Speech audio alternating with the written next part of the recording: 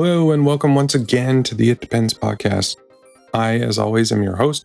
My name's Kevin Goldsmith, and in every episode, I try and bring you lessons in technology leadership based on my 34 years now working in technology, the last 10 of that as a CTO, and before that, VPE, director, engineering manager, and engineer. This week, we're going to talk about systems thinking. Now, I've talked about systems thinking multiple times in this podcast. I've talked about its importance. I've talked about different aspects of it, but I realized I've actually not done a great job giving people the tools to develop systems thinking. And part of that is certainly at this point, a lot of my utilization of systems thinking is intuitive. I've been doing it long enough that I don't really think about how I do it. I've been telling people to learn systems thinking for years without giving them a way to actually do it, and that's on me. So that's what this episode is about. It's an attempt to make the implicit explicit, to lay out what systems thinking looks like in practice and how to build the skill over time. The surface question is, how do I think more strategically? But the real tension is between two different modes of operating. There's the transactional mode, so where you're defining rules, you're assigning tasks, you're creating incentives, you're fixing problems as they surface. And then there's the systems mode. That's where you're understanding the underlying structures that produce the problems and the results, and then you work on those structures. So when you hear leaders talking about being a gardener, I love that metaphor. I use that metaphor all the time. Leaders as gardeners, planting seeds, nurturing them, helping them grow to get the outcome you're hoping for, or an approximation of that outcome. That's systems thinking. So there's a tie-in here between systems thinking and strategy. And you can see that because you're setting up conditions for the right outcome. That's systems thinking and that's strategy. And that's why these two things actually go hand in hand. Because if you understand the system, you can anticipate how a change you make in one place can affect another. And that's a critical part of strategy. And strategy is another skill that I talked about the last episode being an incredibly important skill as you move up into more senior leadership.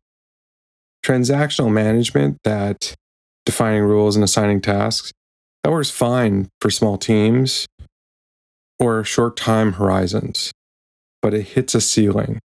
As scope grows, the problems multiply faster than any leader can individually address them. Leaders who stay transactional end up playing whack-a-mole with symptoms instead of addressing root causes. And if you've been part of a small startup that grows into a larger company, you feel that tension. You feel that kind of growing pains because in that early stage, you can get away with a lot and you can really get focused on transactional thinking because you're just trying to survive. But when the company starts to get bigger, when the time horizons start stretching out, when you're not just trying to make it day to day, that's when you start to realize like that kind of thinking is now holding you back. And you got to think broader. You got to think about the system you're in and how to improve that system. And that's where you're moving into the longer term thinking, the longer term strategy.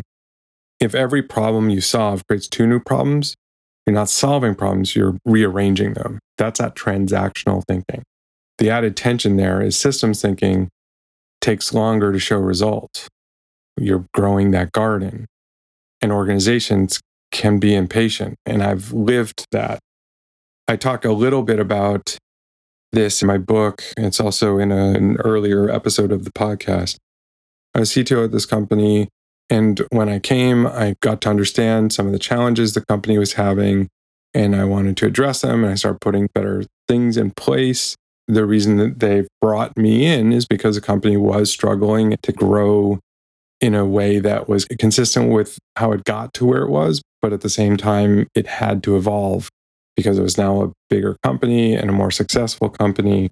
So we had a bunch of practices in engineering specifically that weren't working anymore. And so as the new CTO, I'm working on setting things in place. I've identified the issues. I've talked to the leadership. I'm getting things going the right way. the improvements were happening, but I wasn't doing a good enough job communicating, explaining what I was doing. And some of my executive peers were getting impatient. They're like, we want these changes now. We want this now. And I was explaining to them that I could get it to them now. Transactionally, I could force that stuff, but that wasn't going to get them what they needed next. That wasn't going to work. You can't just do that over and over and over again. That's transactional leadership. So I didn't do a good enough job explaining the system improving was obvious, but it wasn't improving fast enough. And so people kept looking at where we were and wanting us to be much further along. And that created a lot of friction between me and some of my peers because they were coming from things like sales where it is a lot more transactional. And they were expecting us to operate in tandem with them and work in the same way. And we just weren't. And I knew it wasn't the right way, but I wasn't communicating things well. And that's part of the challenge of really building a system that's in a larger kind of context, in the context of a company. Because if you're not good at communicating that out, if you're not making the system clear, and especially the system you're trying to build, it's hard to see from the outside. And that was a failure of mine. I didn't do a good job explaining it. I didn't make it visible the way I should have. And that just created a lot of tension and a lot of friction in the leadership of that company.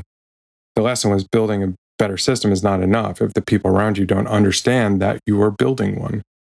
The system I forgot to work on was the one that was between me and my peers there. But let's talk a little bit about a more successful thing. When I join a new company, the first thing I do, I talk to everyone in my organization, but also all the other organizations around mine, because what I'm trying to understand is what is working and what isn't working, both from within the organization and outside the organization, other people's perceptions. What that helps me do is not only make a list of what's working well and what's not working well, but I start to understand the interconnections between teams.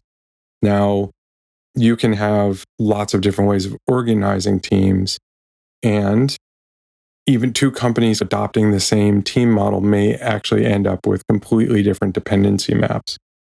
So that's a critical thing I do because I need to visualize the system that I'm now responsible for, because that helps me figure out how to improve it.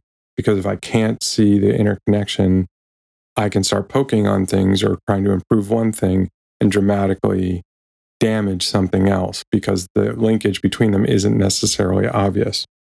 I build a list of challenges in the organization. I look at specific teams and how many dependencies other teams have on them, how many dependencies they have.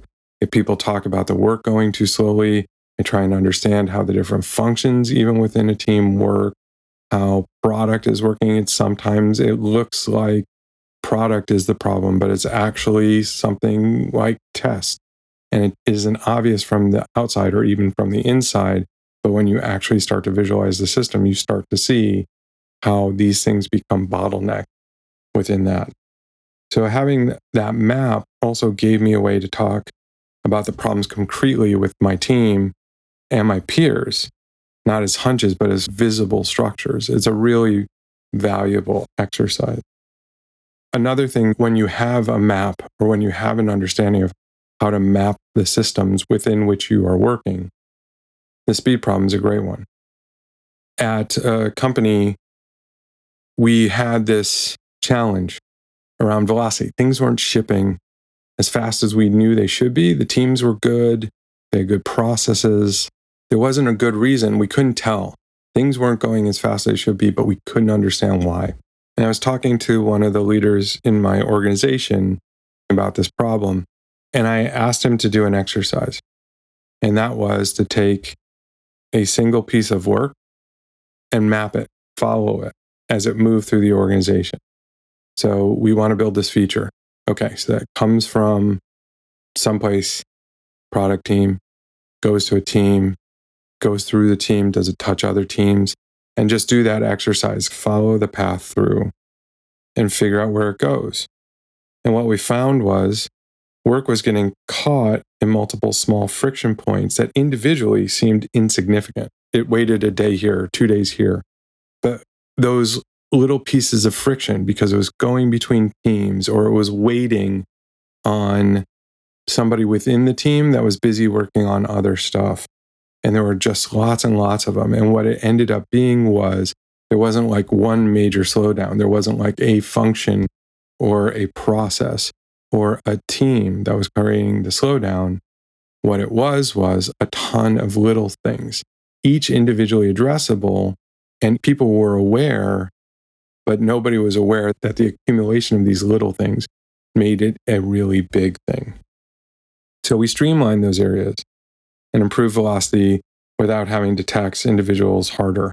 Everybody was working hard, just the system was working against them. And because we weren't regularly doing these kind of exercises, it wasn't obvious. We knew it was slower than it should be, but if we looked at any place, everything looked fine. It was only when we mapped out the whole system and we mapped how work moved through the system that became visible. So that's another benefit. That's another application. This, by the way, is an exercise that I often recommend to people in other companies or people I'm mentoring, but this is something we do. If we're trying to figure out what's going on, why something's not working the way it should be or working the speed it should be, you just take a piece of work and you map it through the whole system. You can do some of it in Jira, but you can't get all of it. You actually have to go to the stand-up or go to the retros to actually figure this out. Jira will help, but you can't do it 100% automatically. I know I've tried multiple times. Let me give you a framework that you can use to help you develop your systems thinking as a skill. It's the systems thinking progression. It's 4 stages, from observation to intervention.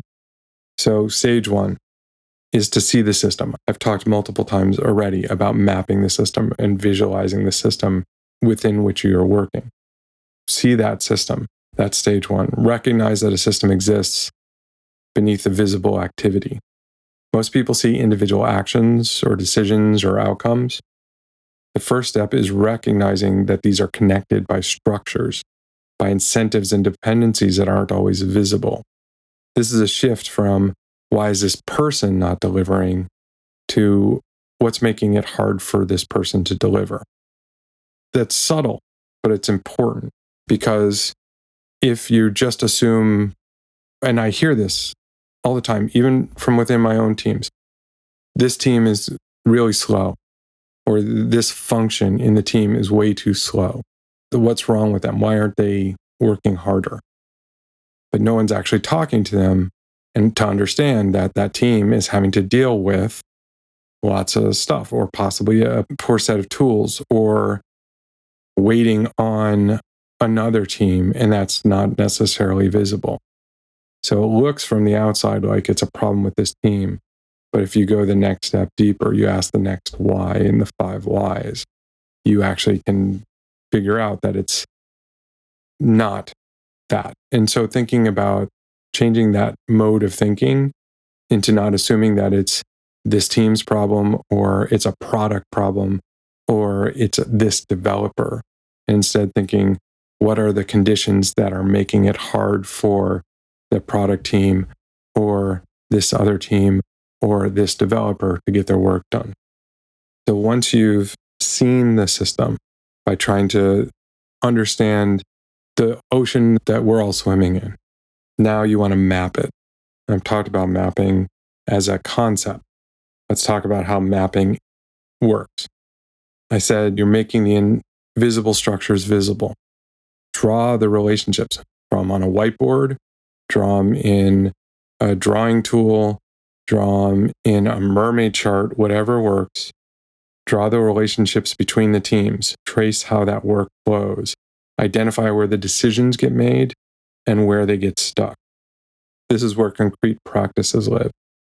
And I mentioned using Jira to do this. You can use Jira to do this as a start. We do this all the time. We've tracked the dependencies between teams. We draw that as a map. And that helps us understand, is there a lot of in arrows going to a single team? Guess what? That team's now going to be a bottleneck for the whole organization, which gives us a reason to think about how do we decouple? And how do we make it so teams don't have this dependency? What do we need to change to make this system work better? But a big part of that is that we have these tools that let us visualize this. The next stage is understand how the system constrains and enables. Once you can see that map, analyze where the system is helping and where it's hurting. I just mentioned the example of a bunch of arrows tracking work through Jira, where the ticket goes from team to team. And if there's a bunch of arrows all going into one team, guess what? So that's a constraint. Where are the bottlenecks? Where are the feedback loops? Where are the incentives that are driving behavior? And are they producing the behavior you actually want?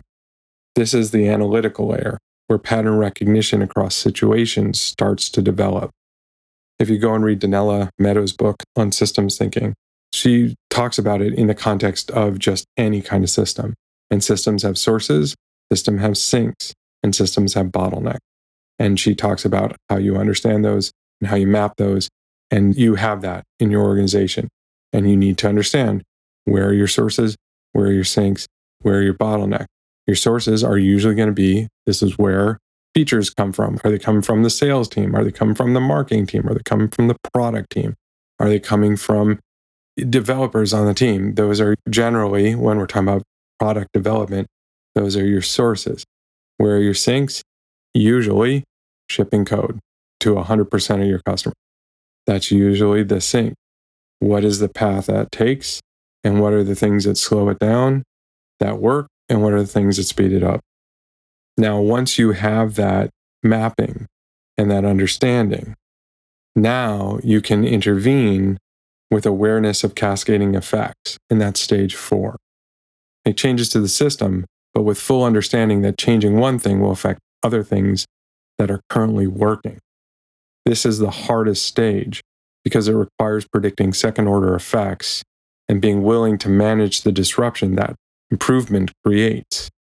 Improving one part of the system can break another part that was working fine. If you didn't anticipate that, you'll create problems faster than you solve them. This is an example of how I'm thinking about this exact problem right now. This understanding of cascading effect.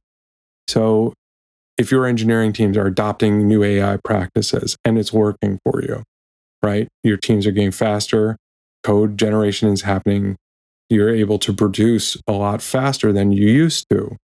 Well, the system within which we work, the one we've been working in for decades now, is a system where software development is very time consuming and very expensive. And so the software development practices that we have adopted in the industry are all built around that.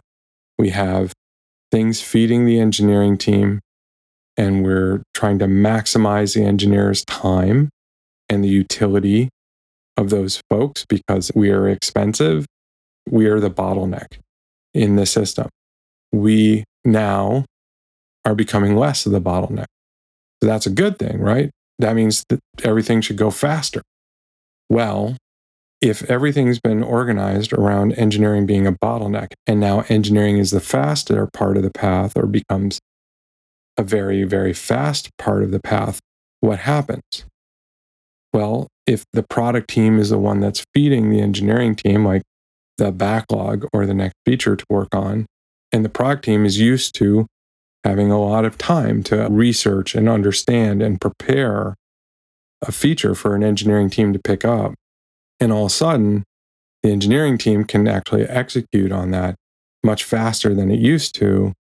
Now you put back pressure on the product team because the product team has to continue to build a backlog and continue to research and continue to decide what new features to create. But the engineering team is now consuming them faster than the product team can generate them. This is a great problem to have, but it's still a problem. Similarly, if you have a test team that takes the features and does a QA pass or a QE pass on them as part of the software process, usually the test team is smaller than the engineering team because the test team is getting things slowly from the engineering team because the engineering team produces things more slowly. Now the engineering team is producing things much faster, what happens? The QA team gets backed up. By making the slowest node in the system faster, the biggest bottleneck, you've now created a problem in other places. And so if you can solve the product problem, then there's something upstream of the product team. And if you can solve their test problem, maybe now you're putting pressure on the sales team, or you're putting more pressure on the infrastructure team. It's this second order effects that you need to understand, but you can understand if you are understanding the system.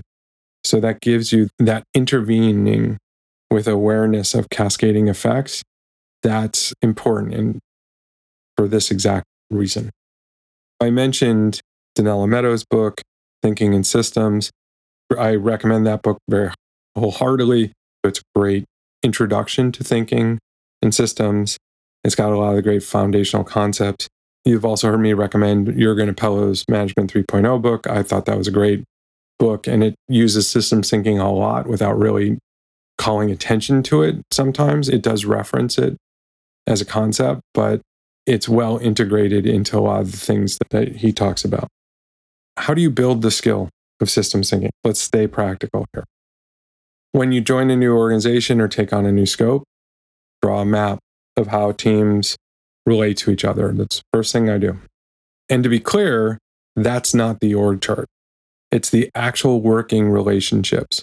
Who depends on whom, where handoffs happen, where shared resources create contention. You can't see that from the outside. You can only understand that from talking to people and from asking them the question of what's working right now and what's not working. And they'll tell you, I'm always getting a ton of work from this one team. They just are dropping tons of work on our team all the time. Okay, well, that's going to tell you something. Or we're constantly waiting on this other team, and it's creating lots of problems for us. People will tell you this stuff, especially if you're new to the organization, because it's not your fault. It's not from a decision you made, and they're hoping you're going to improve this situation, make their job better. As you learn, start building that map immediately. Talk to people, start to understand, start to put teams on a virtual or real board, and start to understand the red thread across the different connections. And then update this map as you learn. Show it to people and ask them to correct it. The conversations the map generates are often going to be more valuable than the map itself. This is an artifact that isn't a secret. This is an artifact you can share with people and get their opinion on. And they'll tell you, this is wrong. Yeah, this doesn't really work that way or whatever. Super valuable. And it's a great conversation to have. The org chart tells you who reports to whom. A systems map tells you how work actually gets done. Now that you have the map, I talked about following that piece of work from end to end. Pick a piece of work, a feature, a bug fix, a customer request, and trace it from origin to delivery. And by the way, if that isn't clear, this map extends past your organization, past the technology organization, to the other teams as well. You can fix your part of something, but that awareness of cascading effects means your team is not the full system. To document every handoff, every queue, every approval step, and every place it sits waiting. And you will, I'm certain, find new things that you didn't map out because you didn't realize that there were these other kind of way stations for work. Look for the accumulation of small delays, not just the obvious bottlenecks. This is particularly powerful for teams that feel slow, like I was talking about, but can't explain why. How do decisions get made? Pick a recent decision that was communicated and trace it backward. Who made the final call? What information did they have? Who influenced it? How long did it take? And where did it stall? This surfaces hidden power structures, information bottlenecks, and approval layers that slow the organization down. It also reveals whether the people closest to the problems are the ones making the decision or whether decisions are being escalated unnecessarily. That exercise is probably easier to do if you are a senior leader where you can see that whole thing. It's hard to trace decision making if you're not in a position where you've seen all the different steps or can find them easily. Another good practice, if you're trying to develop your systems thinking and you're trying to understand the different ways you can apply it, mapping incentive structures. So for a team or a group of teams that aren't producing the outcomes you expect, ask, what are they actually incentivized to do? Look at how performance is measured, what gets rewarded, what gets punished, and what gets ignored. Misaligned incentives are one of the most common system level causes of dysfunction, and they're almost always invisible until you look for them deliberately. If you don't like the behavior a system is producing, look at the incentives before you look at the people. And if you remember, we talked about this very explicitly in the discussion around building career pathing and actually several other places. When I see bad behavior or misaligned priorities, what I see is perverse incentives oftentimes.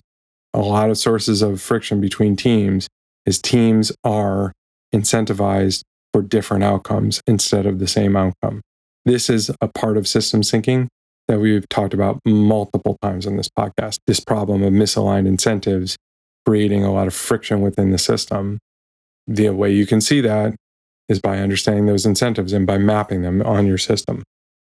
So I talked about my biggest failure around systems thinking, which was not communicating effectively enough to my peers about the system I was building, about how long it was going to take, about the pieces I was going to put in place, which meant from their perspective, they were seeing the change. They knew change was happening, but they weren't satisfied with it because they couldn't see it being affected. That lesson applies broadly. If your peers and your leadership don't understand you're working on a system level improvements, they'll evaluate you on surface level metrics. Communication about system level work needs to be ongoing, not a one-time explanation. And those were the mistakes I made before that I try not to make again. I mentioned AI before because we're all thinking about it a lot these days. There's a real value in applying systems thinking to how we do AI stuff. AI and agentic systems are at their core systems design problems. When you design an AI workflow or an agentic system, you're building a system. Components that interact, handoffs between steps, feedback loops, failure modes, and emergent behaviors. Leaders who can think in systems will design better AI implementations because they already understand how components interact and where things break down. AI also introduces new system dynamics into existing organizations. Adopting AI tools changes how work flows through teams, where bottlenecks form, and what skills matter. Without systems thinking, leaders will treat AI adoption as a tool problem rather than a system problem. How does adding this tool change how we work? Adding AI to a broken process is just going to give you a faster broken process. So you also have to understand how your existing system works and then think about those cascading effects, like with developers getting faster, putting back pressure on product and forward pressure on test. Systems thinking has always been critical, but AI is making the cost of not having it more visible and more immediate. As you get better at thinking in systems, at visualizing systems, as you get better at explaining systems and trying to talk to people about the system you're building or the system that you're working within, sometimes you will get resistance. Some people see systems thinking as cold or mechanical, as an attempt to turn people into cogs in a machine. When you try and map out what is essentially human relationships and team dynamics, very organic, very people things. And now you're trying to map them and turn it into a system. Some people are going to resist that. It's worth addressing it directly. Systems thinking is not about treating people as interchangeable parts. It's about making the environment around them better so they can do their best work. One of the reasons I've always really appreciated the gardening metaphor is that you can perfectly plan a garden. There's going to be a rose here. It's going to be this tall. It's going to have this many leaves on it. There's going to be another plant right next to it. It'll be 2 inches from it, and it'll be this tall, and it'll have this many leaves. You can visualize that. You can plan it on paper. But when you plant the seeds and they grow, you're going to get what you're going to get. And your goal is not to have it be exactly as your plan. Your goal is to have it be nice.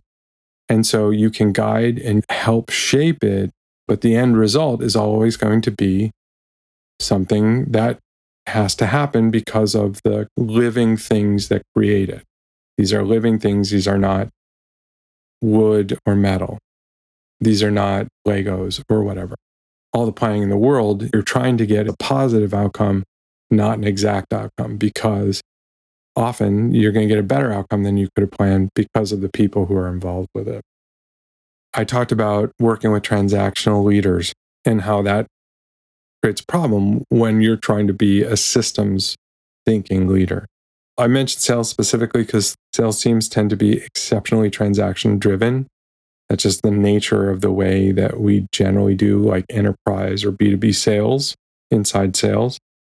A lot of the friction I or the people I mentor has often come from engineering leaders who are trying to be long-term and trying to be very systems oriented, and transactional leaders in other parts of the company who really need other people to work the same way they are. That doing stuff approach that looks productive in that short term, reorganizing, this is where you get action. We need more action. You're not doing enough things. You need to reorg, or you need to reassign people, or you need to add more process. It looks productive in the short term. When you're building systems, it can look like you're not doing much because the changes are structural, not visible activities. You're preparing the ground for the plants to grow. This is where that communication becomes critical and getting buy-in for it. And early wins are good there to just show you're making progress, but that also showing the evolution that you're getting. So you will be making improvements. Things are improving.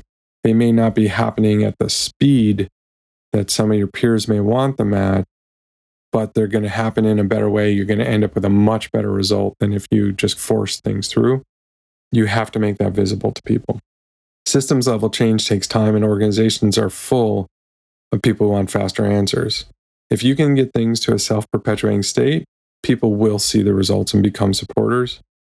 If the leadership team is impatient, doesn't understand what you're doing, they'll lean into quick fixes that can undermine the system that you're building.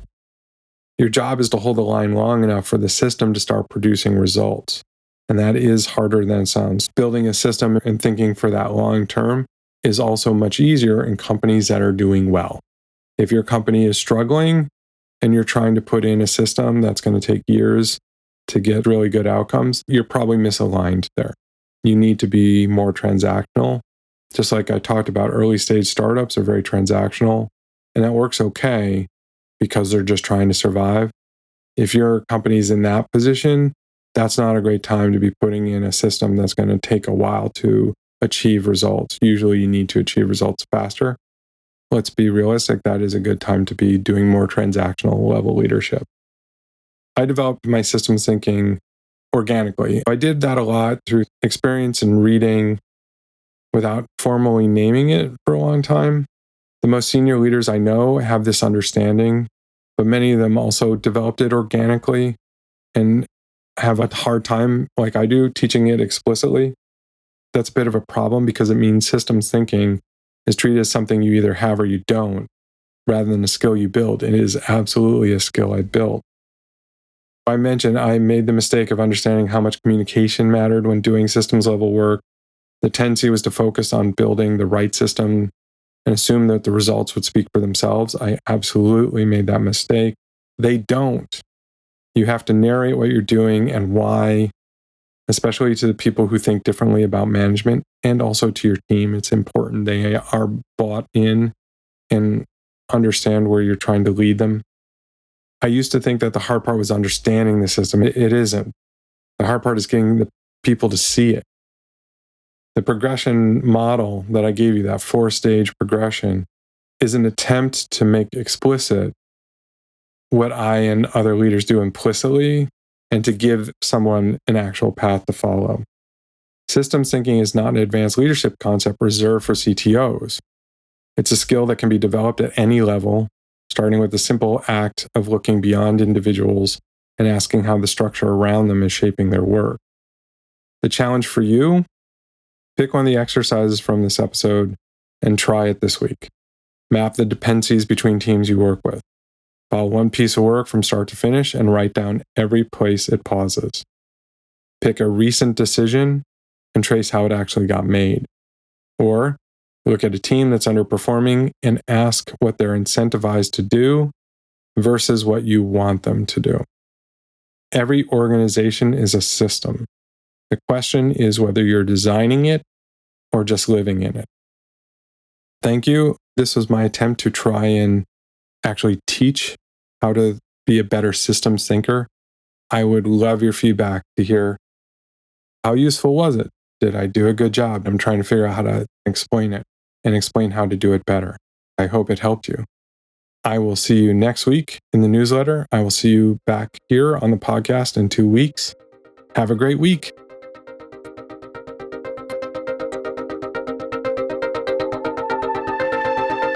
Thanks so much for listening. Please, again, subscribe, rate, share episodes of this podcast on your favorite podcast app.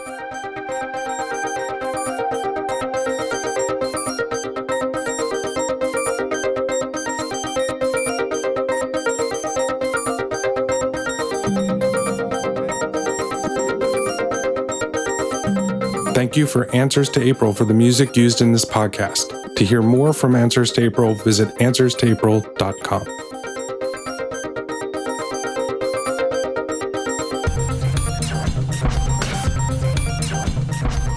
This podcast is a production of Unit Circle Media.